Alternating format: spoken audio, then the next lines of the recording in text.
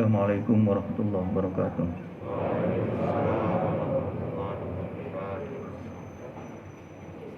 Allahu Akbar, Allahu Akbar, Allahu Akbar. Allahu Akbar, Allahu Akbar, Allahu Akbar. Allahu Akbar, Allahu Akbar, Allahu Akbar, walillahil hamd. Innal hamdalillahi nahmaduhu wa nasta'inuhu wa nastaghfiruh. Wa na'udzu billahi min shururi anfusina wa min sayyiati a'malina. Man yahdihillahu fala mudilla lahu wa man yudlilhu fala hadiya lahu. Ashhadu an la ilaha illallah wahdahu la sharika lahu.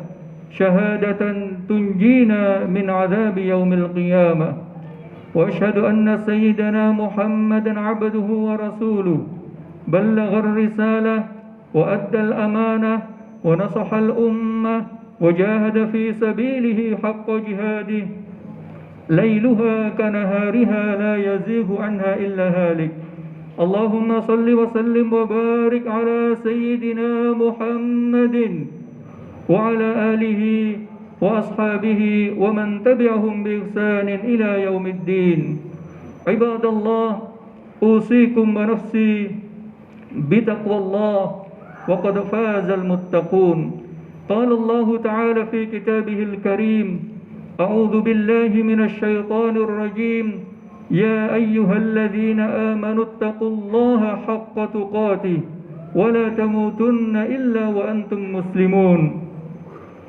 يا أيها الذين آمنوا اتقوا الله وقولوا قولا سديدا يصلح لكم أعمالكم ويغفر لكم ذنوبكم ومن يطع الله ورسوله فقد فاز فوزا عظيما عباد الله sidang jamaah salat Idul Adha yang dirahmati Allah, kumandang takbir menyeruak di mana-mana sejak tenggelamnya matahari di hari ke-9 masuk di hari ke-10 Dzulhijjah.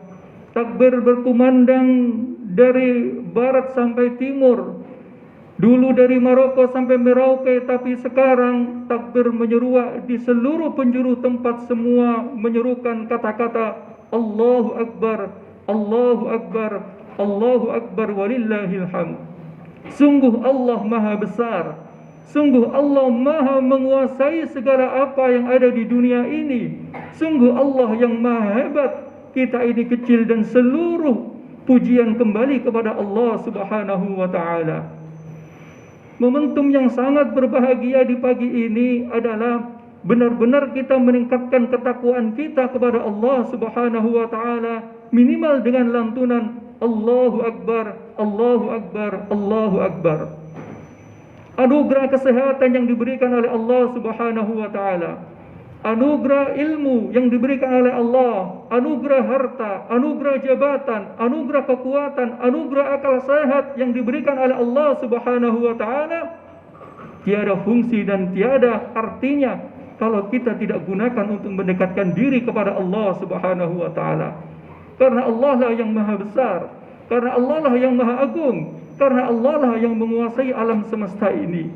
Kita yang sekarang masih sadar, masih hidup, jikalau sudah diambil oleh Allah Subhanahu wa ta'ala, apatah daya seseorang yang sekarang bisa duduk bersimpuh di hadapan Allah Subhanahu wa ta'ala. Maka ucapan takbir Allahu Akbar, Allahu Akbar, walillahil hamd patut kita teruskan sampai hari tasyrik di akhir nanti. Sidang jamaah salat Idul Adha yang dirahmati Allah, momentum hari raya Idul Adha tidak lepas dari memperingati Nabiullah Ibrahim alaihissalam, yang ini juga disyariatkan oleh Nabi kita Muhammad sallallahu alaihi wasallam. Kalau kita melihat sejarahnya, Nabiullah Ibrahim ketika akan ditipu daya oleh Raja Namrud dan bala tentaranya, di dalam surat As-Saffat disebutkan fa'aradu bihi kaidan faj'alnahumul asfalin. Ketika Raja Namrud dan bala tentaranya ingin membuat tipu daya kepada Nabi Ibrahim dan pengikutnya, faj'alnahumul asfalin, maka mereka kami jadikan orang-orang yang sangat rendah. Nabi Ibrahim tidak dapat beribadah kepada Allah Subhanahu wa ta'ala dengan sebenar-benarnya ibadah. Maka kemudian Nabi Ibrahim hijrah dari Mesir ke Palestina, kemudian hijrah lagi sampai ke Mekah. Itu diabadikan di dalam Quran. Wa qala inni dzahibun ila rabbi sayahdin. Nabi Ibrahim mengatakan, inni dzahibun ila rabbi, saya akan pergi kepada Tuhanku. Sayahdin, pasti Allah akan memberikan petunjuk bagiku. Imam Al-Baghawi mengatakan, Nabi yang pertama kali hijrah di dunia ini adalah Nabi Ibrahim. Kaum yang pertama kali diajak oleh nabinya untuk hijrah, menyelamatkan akidahnya, menyelamatkan dirinya agar bisa beribadah kepada Allah Subhanahu wa taala adalah Nabiullah Ibrahim. Hijrah dari mana? Dari Mesir ke Palestina. Dalam satu riwayat dari Mesir ke Syam, yang kemudian hijrah lagi dengan keluarganya ke Makkah. Hijrah ini sungguh benar-benar ingin menyelamatkan dirinya dari kesyirikan, kemusyrikan, dari hal yang tidak dapat beribadah kepada Allah menuju hal yang bisa mendekatkan diri kepada Allah Subhanahu wa taala. Dari situ kemudian Nabiullah Ibrahim hijrah lagi ke Mekah. Kita tahu ketika Sayyidina Ibrahim di Mekah kemudian diabadikan di dalam sebuah ibadah yang dinamakan ibadah haji. Ibadah haji itu adalah, kalau dalam bahasa kitabnya adalah al-ibadat al-hajariyah, yaitu ibadah yang berhubungan dengan batu bebatuan. Kalau kita lihat tawaf dengan batu, sa'i juga dengan batu, wukuf di Arafah juga dengan batu, di Muzdalifah juga dengan mencari kerikil, di Mina juga di antara dua batu, gunung yang terbuat dari batu, melempar jamarat juga dengan batu. Para ulama mengatakan ibadah haji adalah ibadah menempatkan diri yang berinteraksi dengan bebatuan. Walaupun berinteraksi dengan bebatuan, Allah mengatakan, walaupun engkau sedang menghidupkan syiar-syiar Allah, tetapi hatimu harus tetap kepada Allah Subhanahu wa taala. Walaupun sedang tawaf, walaupun sedang sa'i, walaupun sedang Arafah, walaupun sedang wukuf di Arafah, walaupun sedang mabit di Muzdalifah dan di Mina, tetap hati harus kepada Allah Subhanahu wa taala, bukan kepada bebatuan itu. Bagaimana ketika Nabiullah Ibrahim meninggalkan keluarganya, ibunya dan Nabi Ismail di sana, kemudian mengatakan, amuruka rabbuk, apakah Tuhanmu yang amaraka rabbuk, apakah Tuhanmu yang memerintahkan ini wahai Ibrahim? Diam. Ditanya kedua kali, diam. Sampai ketiga kali Nabiullah Ibrahim menjawab, iya, aku memang diperintahkan oleh Tuhanku untuk membawa kalian ke sini. Dari situlah kemudian Nabiullah Ibrahim berdoa, ya Allah, Rabbi, inni askantu min dzurriyyati biwadin ghairi dzi zar'in inda baitikal muharram, Rabbana liyuqimus shalah. Ya Allah, aku tempatkan putra dan putriku, anak cucuku ini di tempat yang tidak ada tumbuhan sama sekali. Untuk apa?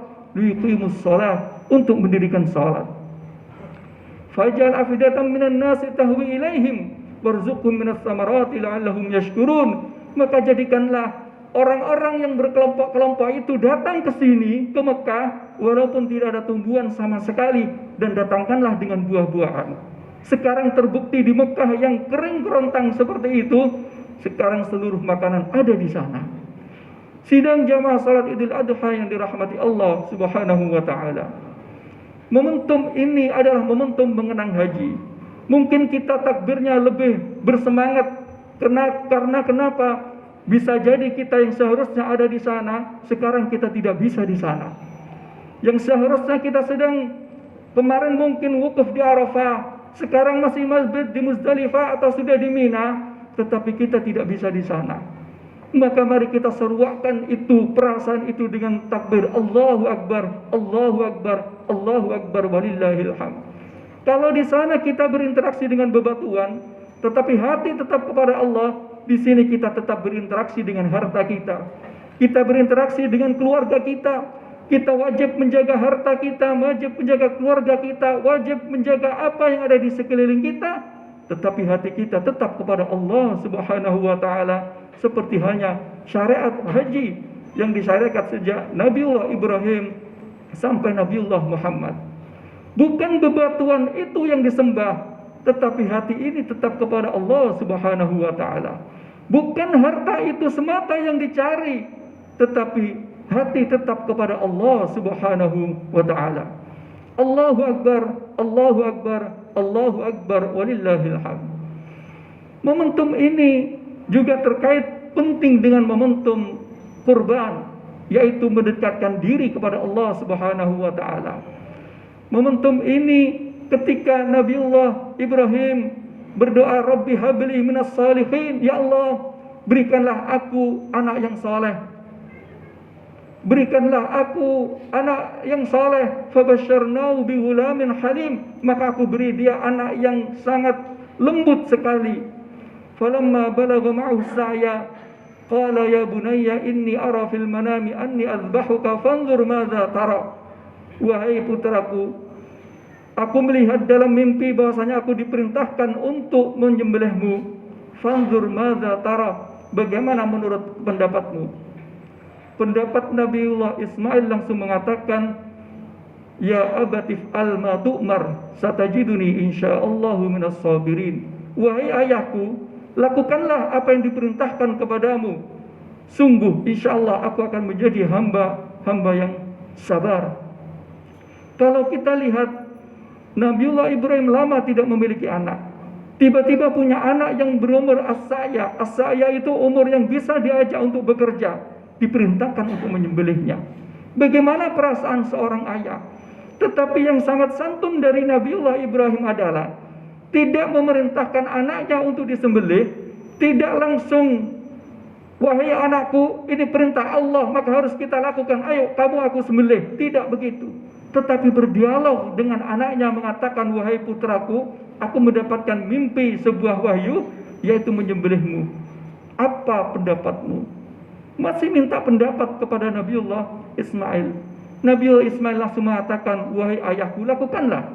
Ya abati, tidak mengatakan ya abi.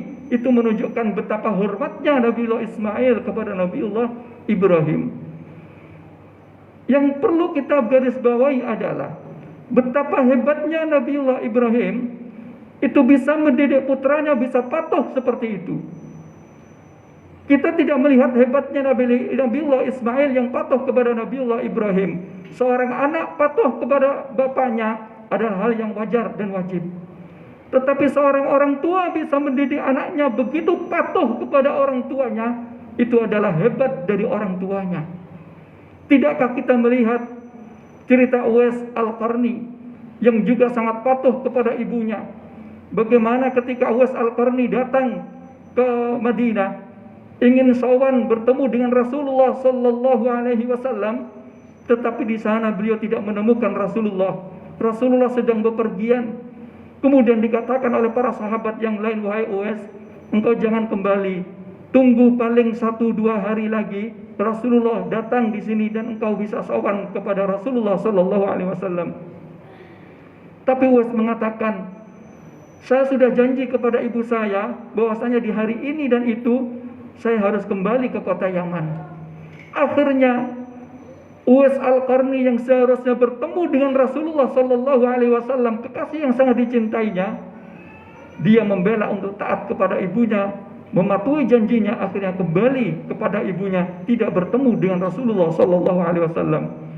Akhirnya Rasulullah pun menyampaikan salam, wahai Umar bin Khattab, nanti ada kafilah dagang yang datang dari Yaman, itu akan datang ke Mekah dan Madinah ini, sampaikan salamku kepada Uwais Al-Qarni dan mintalah kamu doa kepadanya untuk diampuni oleh Allah Subhanahu wa taala. Tidak pernah bertemu dengan Rasulullah sallallahu alaihi wasallam, tetapi baktinya kepada ibunya, dia mendapatkan derajat yang sangat hebat di sisi Allah Subhanahu wa taala. Sahabat Umar bin Khattab sampai diperintahkan untuk memohon ampun kepada Allah, berwasilah dengan Uwais Al-Qarni. Yang sungguh mencengangkan adalah ketika ibunya ingin melaksanakan ibadah haji, Uwais Al-Qarni menyanggupi, baik bu, kita akan berangkat ibadah haji. Kita tunggu sekitar 6 bulan agar kekuatan ototku ini kuat. Akhirnya Uwais Al-Qarni meletakkan kambingnya di atas gunung. Setiap hari dibawa ke atas gunung, kemudian sorenya dikembalikan, di atas diangkat lagi dikembalikan, sehingga dia mampu membawa beban yang sangat berat itu. Kemudian dibawanya lah ibu, mari kita berangkat untuk melaksanakan ibadah haji. Ibunya digandeng oleh Uwais Al-Qarni dan mengatakan, Allahumma gfir ummi, Allahumma gfir ummi, Allahumma gfir ummi. Ibunya mengatakan, wahai Uwais, kenapa engkau selalu mendoakanku agar aku diampuni? Kamu sendiri bagaimana, Uwais?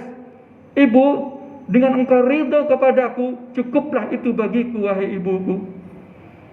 Yang menjadi garis bawah di sini adalah betapa hebatnya ibu Uwais Al-Qarni mendidik Uwais Al-Qarni menjadi putra yang sangat taat kepada ibunya. Sungguh sangat hebat bagaimana dia mendidik seorang anak bisa taat dan mengabdi seperti itu. Itu adalah PR kita semuanya. Bagaimana kita bisa mendirikan generasi yang hebat kalau tidak kita mulai dari keluarga kita sendiri.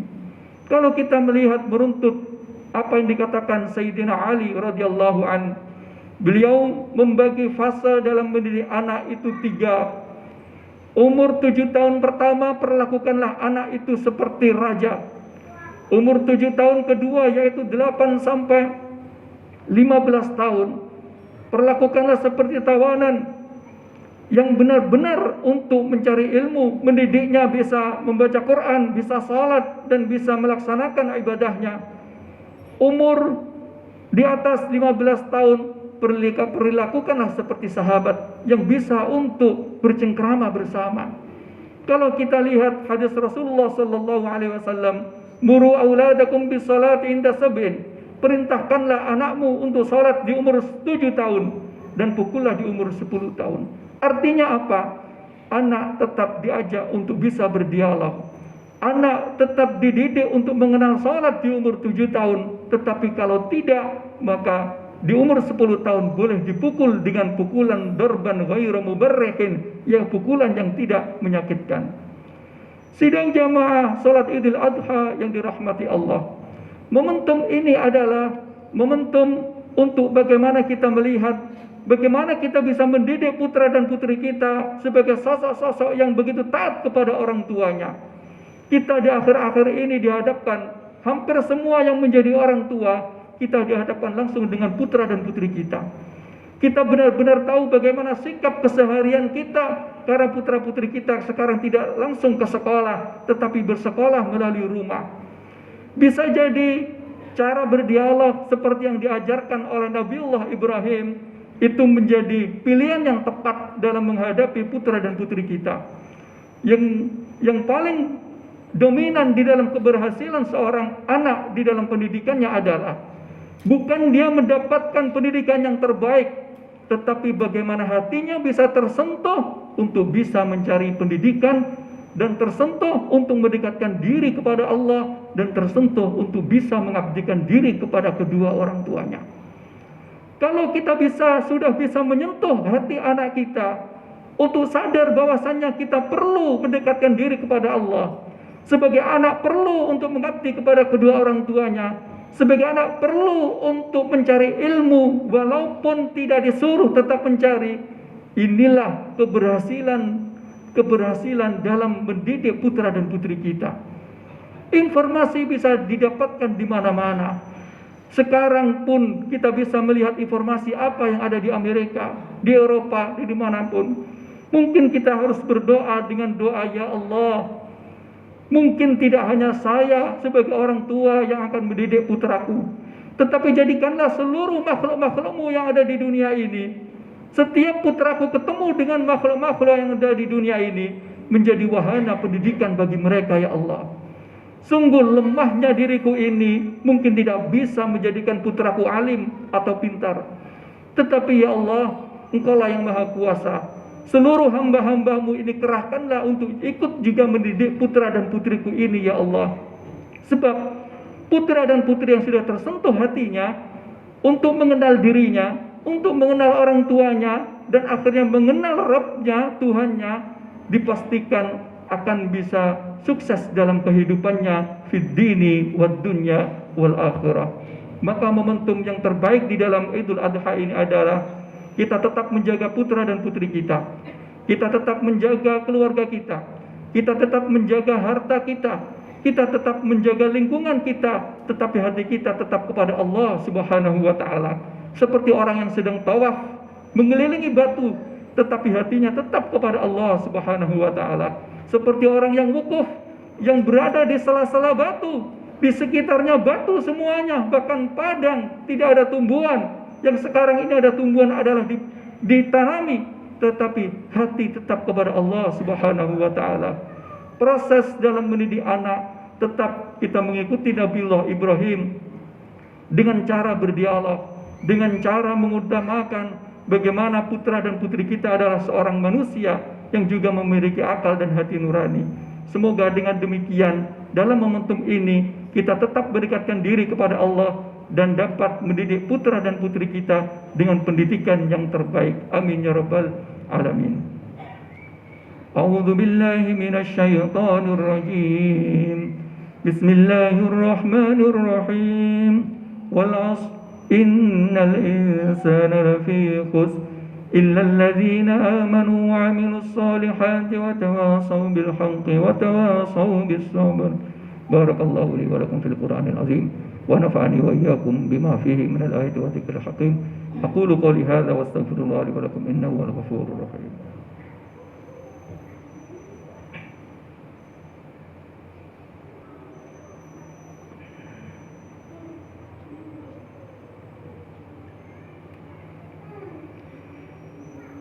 Allahu Akbar, Allahu Akbar, Allahu Akbar, Allahu Akbar, Allahu Akbar, Allahu Akbar, Allahu Akbar, walillahil hamd. Alhamdulillahi Rabbil Alamin, hamdan katsiran tayyiban mubarakan fi. Wa asyhadu an la ilaha illallah wahdahu la syarika lah, syahadatan tunjina min adhab yaumil qiyamah. Wa asyhadu anna sayyidana Muhammadan abduhu wa rasuluh. Allahumma salli wa sallim wa barik ala sayyidina Muhammadin wa ala alihi wa ashabihi wa man tabi'ahum bi ihsanin ila yaumiddin. Ibadallah, usikum wa nafsi bi taqwallah faqad fazal muttaqun. Wa'lamu anna Allah qad amarakum bi syai'in bada fi bi nafsihi wa sanna bi malaikatihi wa qudsihi. Inna Allah wa malaikatahu yusalluna 'alan nabi ya ayyuhalladzina amanu sallu 'alaihi wa sallimu taslima.